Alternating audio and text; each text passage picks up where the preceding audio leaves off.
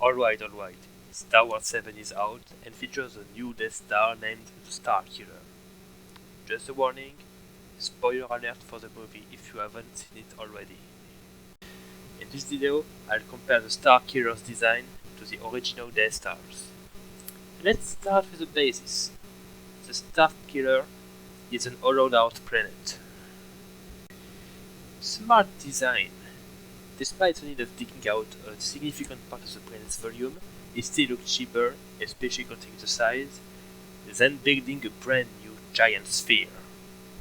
With the original Death Star, you had to import every material.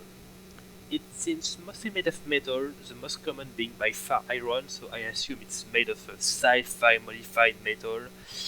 You surely need more specific materials for specific usages, but I'm considering the bulk of the mass of the station. With the Starkiller, if we consider that the planet is comparable to Earth, iron makes roughly 1/3 of the mass.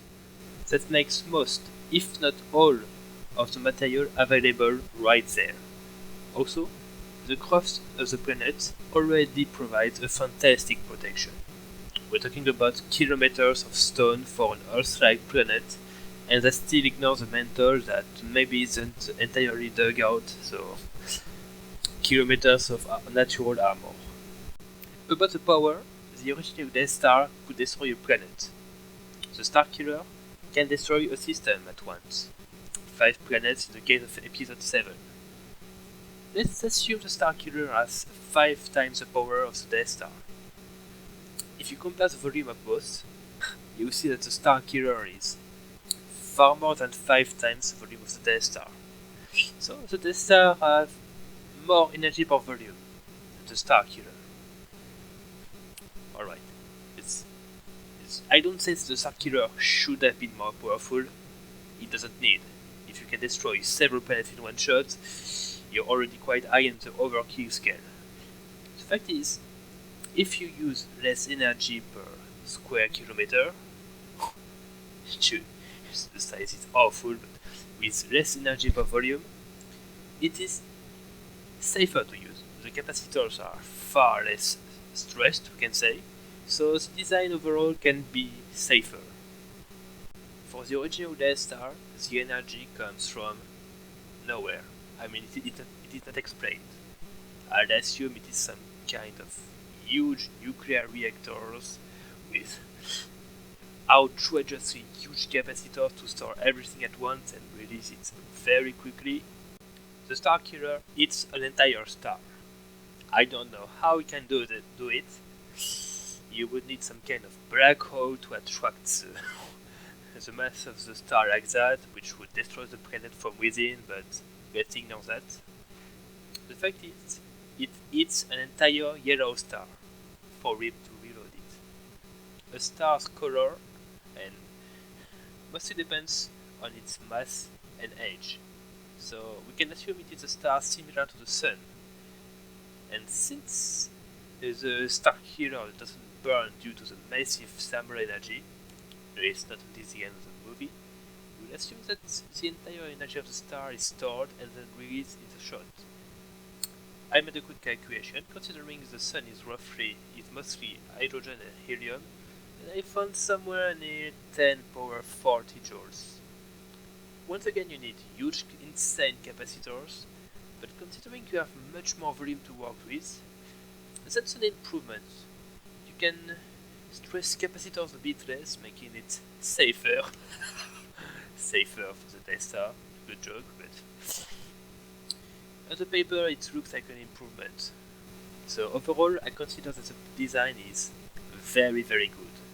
You can have, in theory, a safer design, but it wouldn't be a Death Star without a weak spot. By the way, they are not the only one making a critical mistake.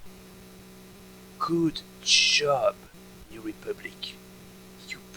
You know that the Empire is known for using super weapons that can destroy a planet in one shot, and you put your entire fleet in one system. Bravo.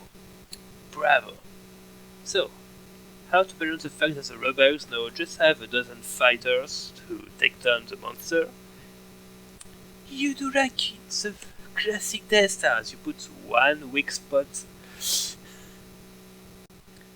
if I got it correctly from the movie, the rebels attack a kind of temperature control module that prevents capacitors from overheating.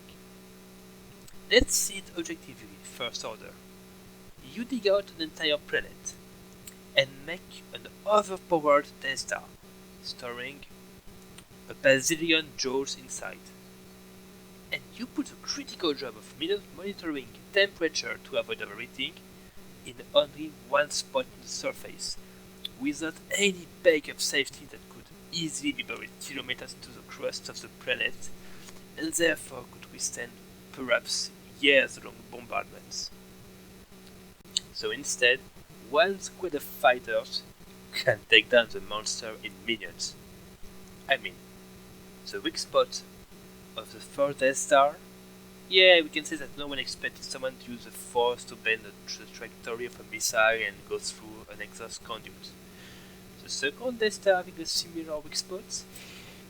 Sure, it was not complete yet, but that's usually nothing.